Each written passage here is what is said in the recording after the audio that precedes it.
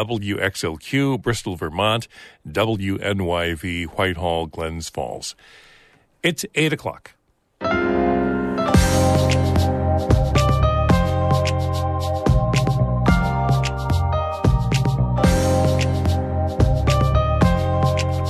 Good morning. I'm Todd Moe. This is Northern Light for this Tuesday, January 9th. Monica Sandreski is away this week. Governor Kathy Hochul delivers her third State of the State address this afternoon. Affordable housing will be one of her top priorities. Legislative leaders say with the state facing a multi-billion-dollar deficit, the governor and lawmakers will need to think carefully about compromise. Whether you're a developer, a housing advocate, a person in government, I think everybody's going to have to sit at the table and maybe not walk away with everything that you wanted to get. Government is not a place where you can say, give me something I want for something I want. That's not how the world works. Marvel has introduced a new superhero. She is from right here in the Haudenosaunee Confederacy.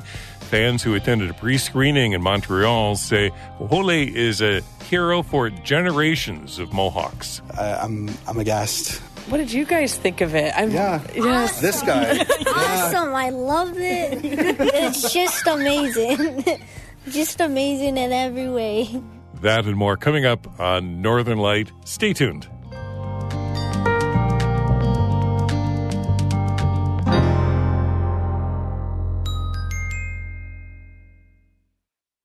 Broadcast of Northern Light here on North Country Public Radio is supported by Long Run Wealth, an SEC-registered investment advisor in Lake Placid, providing comprehensive wealth management, retirement, and financial planning solutions, longrunwealth.com, and by Fisher, Bissett, Muldowney, and McCardle attorneys and counselors at law with offices in Malone, Tupper Lake, and Saranac Lake. 800-941-5001.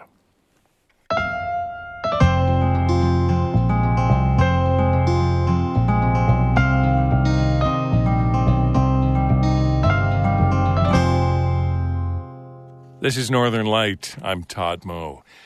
More extreme weather is headed for the North Country after a weekend of heavy snow.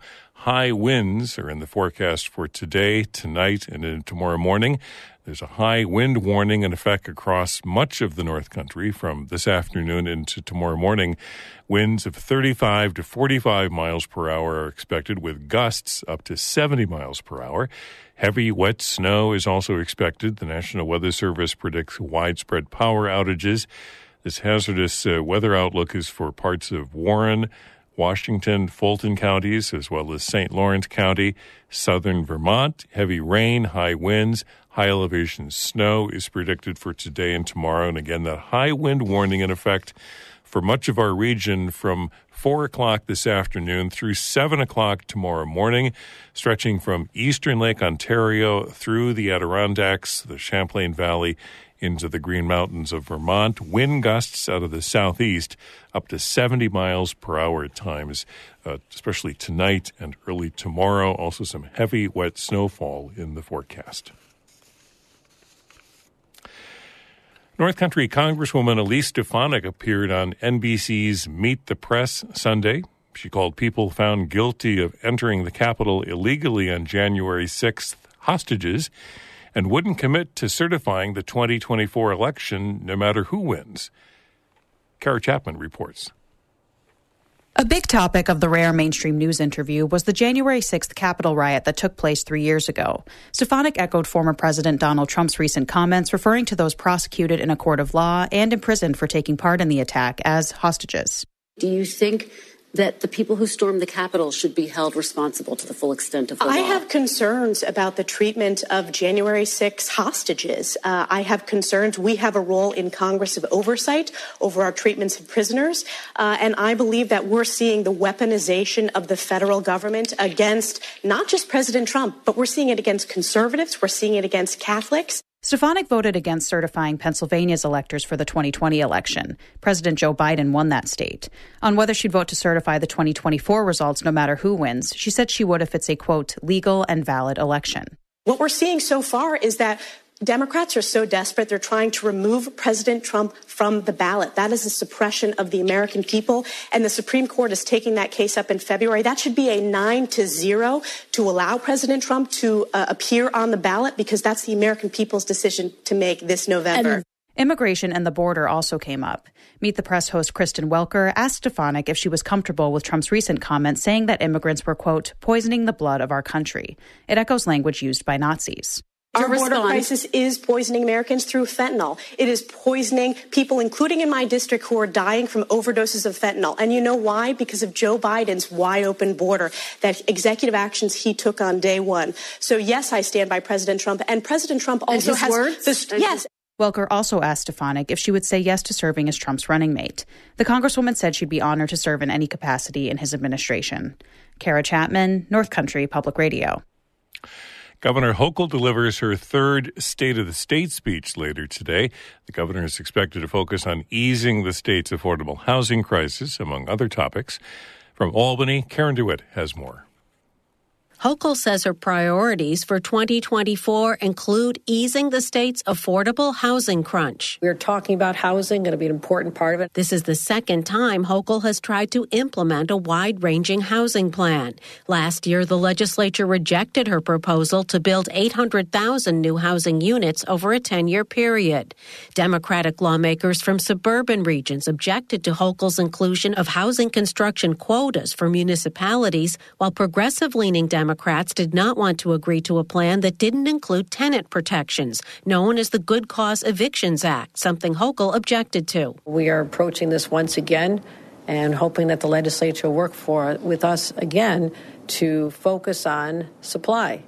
We build more supply, prices go down, more people will stay. Assembly Speaker Carl Hastie says the governor, the legislature, and housing stakeholders will have to double down on efforts to compromise. Whether you're a developer, a housing advocate, a person in government, I think everybody's going to have to sit at the table and maybe not walk away with everything that you wanted to get. Government is not a place where you can say, give me something I want for something I want. That's not how the world works. And I just think we all have to sit down and figure it out. The state enters 2024 with a $4.3 billion budget deficit. The governor and lawmakers will have to make decisions about what programs might have to be cut and whether new taxes need to be imposed.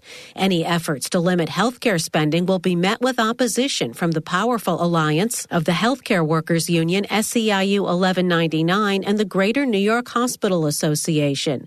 The groups have already begun a TV ad campaign to increase Medicaid reimbursement rates. They say they're hurting services and staffing at hospitals. The Greater New York Hospital Association's Ken Rasky spoke Monday at a rally at the Capitol. We need the hospitals to get paid their cost of care. Seems so simple to me, doesn't it? Progressive Democrats in the legislature say taxes should be increased on the wealthy to help close the gap. Governor Hochul doesn't support that idea.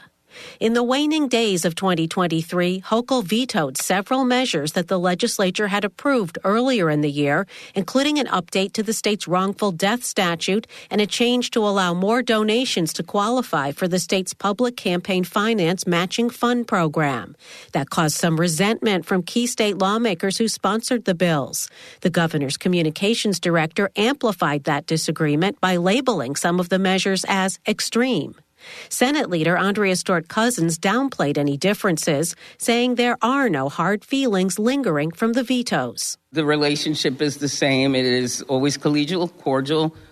We have a relationship that I know is important because we need to get a lot of things done, and we will continue to work for consensus on our legislation and continue to collaborate. Assembly Speaker Hastie says some of the measures will be reintroduced with the hope of reaching an agreement with the governor before they're voted on. You go back and you try to see if you can make some amendments that will be palatable to all parties. That's government goals. You start all over again in the new year. And that new year gets underway in earnest with the governor's speech at 1 p.m. on Tuesday. In Albany, I'm Karen DeWitt. You'll hear Governor Hochul's State of the State address live here on North Country Public Radio this afternoon, starting at 1 o'clock right here. Messina is now accepting public comments on the plans for a nearly 85-acre green hydrogen plant. The facility plans to discharge its treated wastewater into local waterways. According to North Country Now, some residents expressed concerns about chemical contamination in a public information session. The company, Air Products, says that the discharged water will be chemical free because it's only used for cooling. Land clearing has already begun on the Messina site, and the facility is scheduled to start operating in 2027.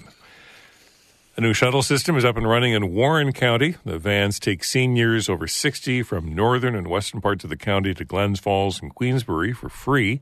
It's also available for veterans of any age. The new service is a collaboration between the county's Office for the Aging and Veterans Services. It's replacing a private senior shuttle that closed abruptly in 2022 after years in the area.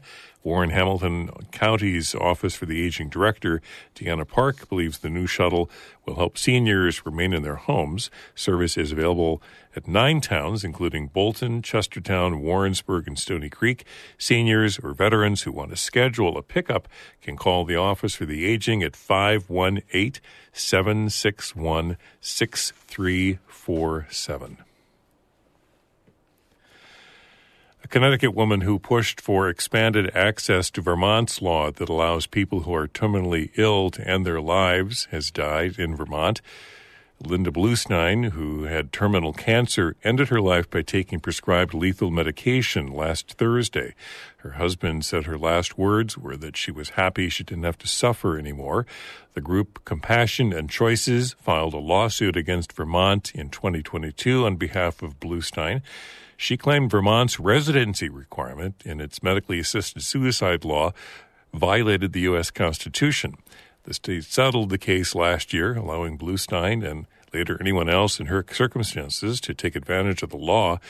The state agreed to a settlement last March that allowed Bluestein, who is not a Vermont resident, to use the law to die in Vermont. And 2 months later, Vermont made such accommodations available to anyone in similar circumstances, becoming the first state in the country to change its law to allow terminally ill people from out of state to take advantage of it to end their lives.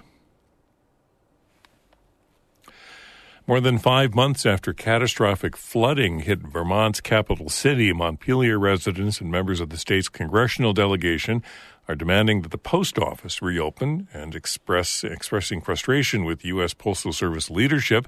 They held a rally outside the post office in Montpelier yesterday. Vermont Congresswoman Becca Balint says lacking a post office is a hardship for seniors, small businesses, and people who just want to be part of their community. The U.S. Postal Service says it's been searching for an alternate site, and several places in and around Montpelier were toured last week. A spokesperson didn't provide a timeline for when a new post office might open. You're listening to Northern Light right here on North Country Public Radio. Time now is 13 minutes past 8. Stay with us. Coming up, we'll hear about a new Mohawk superhero. That's coming up in just a few minutes.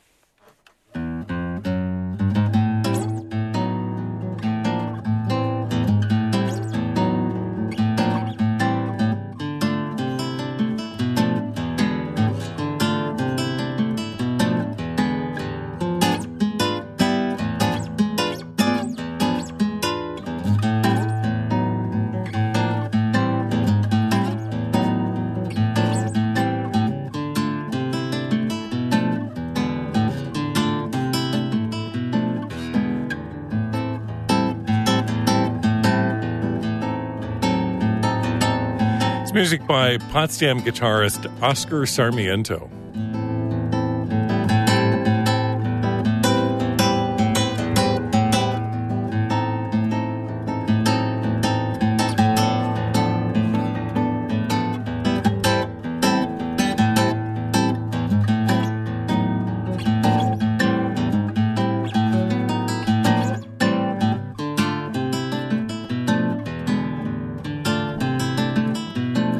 Broadcast of Northern Light is supported by Long Run Wealth, an SEC-registered investment advisor in Lake Placid, providing comprehensive wealth management, retirement, and financial planning solutions. LongRunWealth.com. And by Fisher, Bissett, Muldowney, and McArdle, attorneys and counselors at law with offices in Malone, Tupper Lake, and Saranac Lake. 800-941-5001.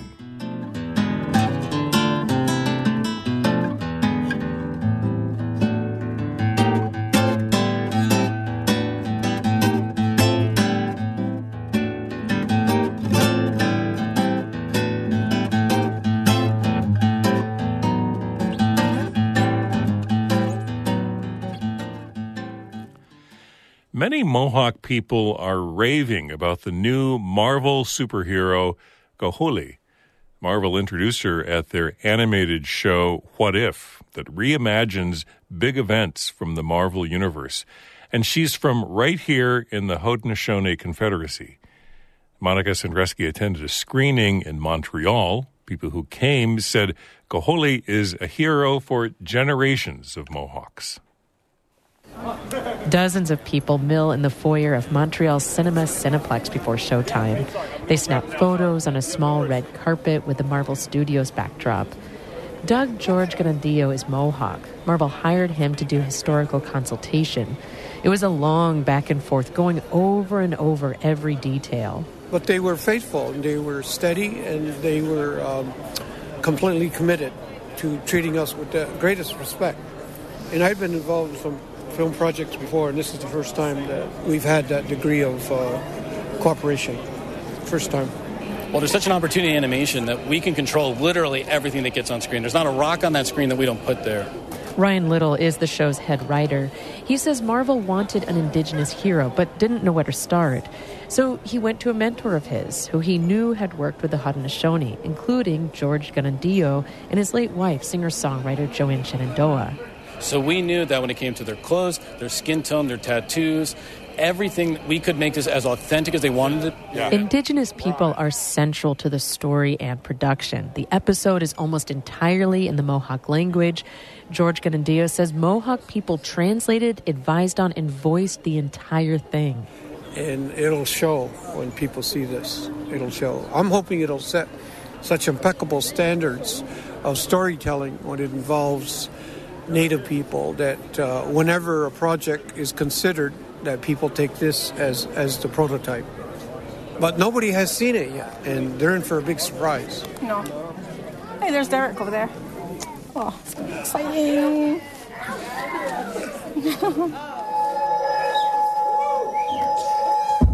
Our hero, Gohuli, lives in the pre-colonial Adirondacks. When Spaniards arrive and enslave her community, she discovers her power and leads the Skymen to fight, free her people, and invade Queen Isabella's court, smashing her throne and demanding peace. What if?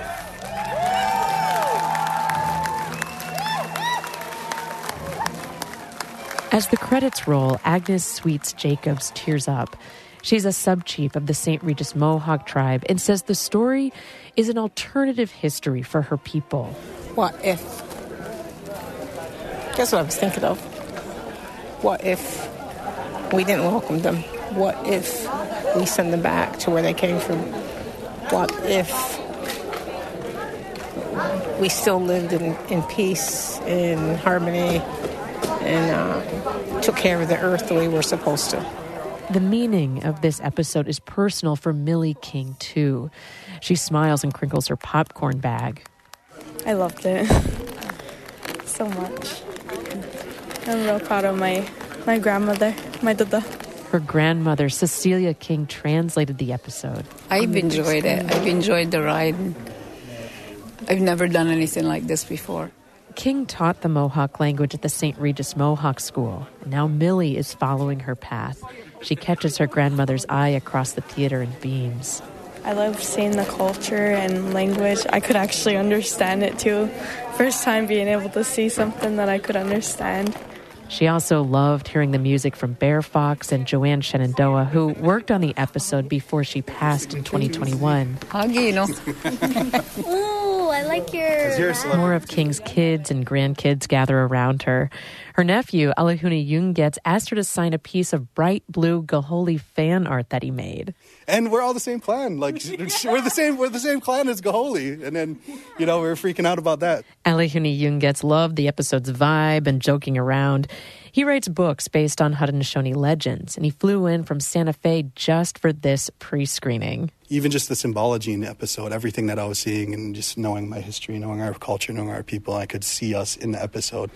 It's really, really powerful to see. And for my siblings to grow up watching this type of stuff, it's really hits me in the chest, because whenever I was a kid, I had Indian in the cupboard. A movie filled with triggering scenes and ethnic slurs. The fact that we're here at one of the highest stages, Disney, it's really heartening, and it's really awesome to see that it's just us. She's powerful, she's independent, she's her own, and I don't know, I'm aghast. What did you guys think of it? Yes. This guy. Awesome. I love it. It's just amazing. Just amazing in every way. His brother, Doandege Ungets, is 8 years old and a diehard Marvel fan. He loves Spider-Man, but says Gaholi might be his favorite now. Very good. Are you going to draw it when you get home, too? Are you going to draw her when you get home, he asks? I want to try to draw Gahori. Yeah.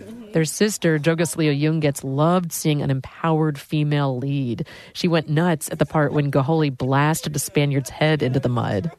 Right into the ground. It was just like, oh, I feel so satisfied. It's just so it's always they just get away at the last second, or we're the people that give mercy. And it's just oh, it's why are we always the bigger person in all of these situations? But that's good, but it's just satisfying to see some justice in some way.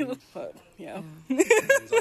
Yeah. Watch it a million times and it officially comes out. Yeah. I'm just going to watch it so many times. Finally, they say, a native character, a hero that's just like us. You can stream the episode now on Disney+. Monica Sandreski, North Country Public Radio, Montreal. And we're going out on music from the Mohawk singer Bear Fox. Her music is featured in the Marvel episode, and this is Healing Song. That life for you is hard sometimes, but please remember that we are here for you, and together we'll make it through. Goyahane, ane, goyahane, ane, goyahane, ane, goyahane, goyahane, goyahane, ane, goyahane, ane, goyahane, ane, goyahane, goyahane.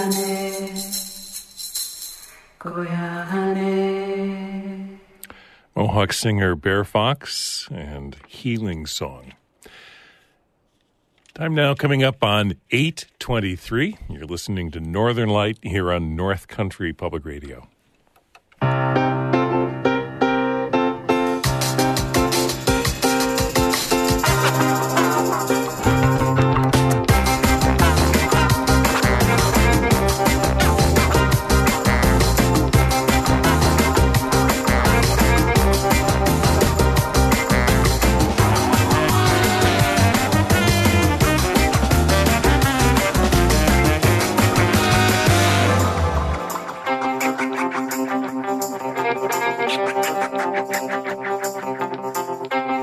This is Northern Light here on North Country Public Radio. I'm Todd Moe. The time 8:24 on this Tuesday. It's the 9th of January. High wind warnings in effect this afternoon through tomorrow morning. The Weather Service says winds out of the southeast could gust up to 70 miles per hour at times. That extends from eastern Lake Ontario through the northern Adirondacks, the Champlain Valley, and the Green Mountains of Vermont.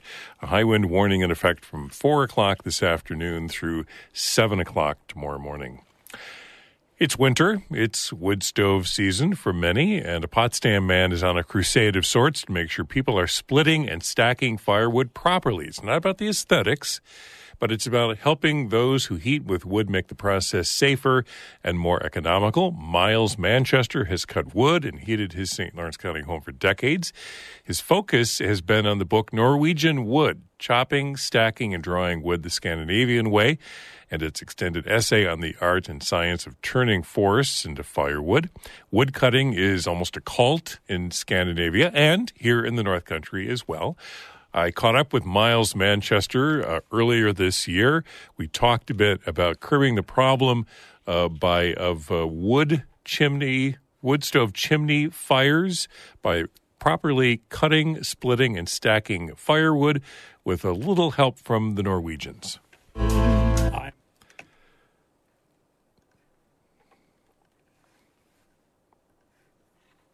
I'm Miles Manchester. My interest in this is more at a personal level. I've been burning wood most of my life. I've been reading about it a lot over the years, and I came across this particular book titled Norwegian Wood that I believe is the best thing I've ever read about the process of getting wood from the tree to the stove or furnace, and how wood dries, the technical aspects of the different species of wood, and what can either speed up or slow down the process of drying. So the good news is that wood dries remarkably fast if it is chopped, split quickly after felling. You know, the old story that you have to dry your wood for a year to dry it, or if it's oak, you have to dry it 2 years.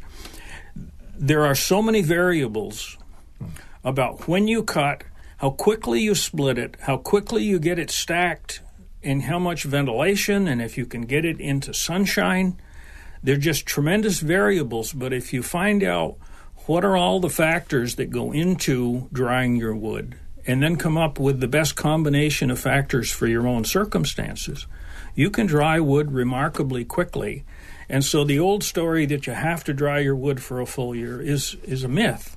It's not a bad myth in a way because it encourages people to store their wood longer. But in fact, if you find yourself in circumstances where you don't have that full amount of time, if you do all the right things, you can make a huge difference and get that wood drier than you would otherwise. And just to back up, you're quoting from the Norwegian Wood book. This is the book, Norwegian Wood, written by an author named Lars, I believe it's pronounced Mytting, Mytting.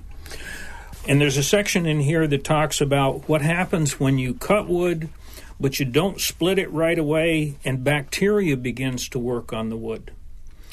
And that really rang a bell with me because years ago when I was studying maple syrup production, they used to put tablets. You drill a tap hole, put a little white tablet in there to keep the bacteria from clogging up the hole.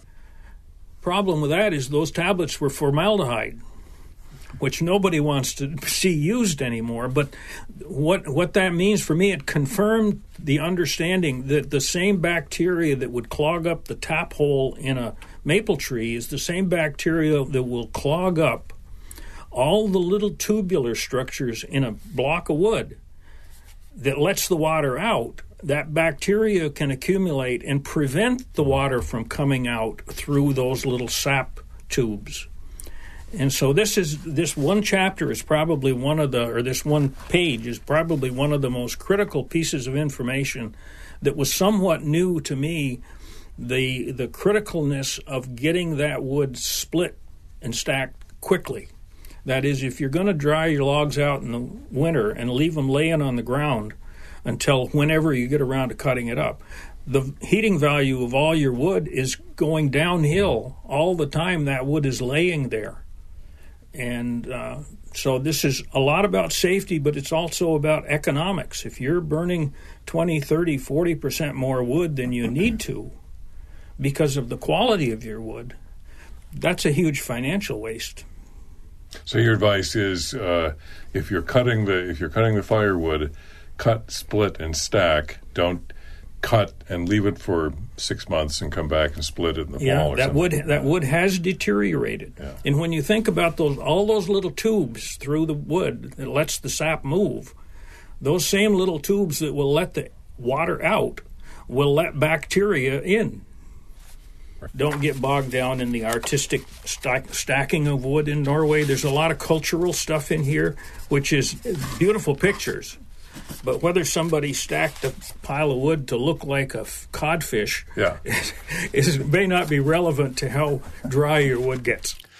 I spoke with Miles Manchester about the proper way of cutting, splitting, and stacking firewood last summer. The book is called Norwegian Wood by Lars Myting. And if you want to contact Miles, you can email him dryfirewood23@gmail.com. Thanks for listening. I'm Todd Moe.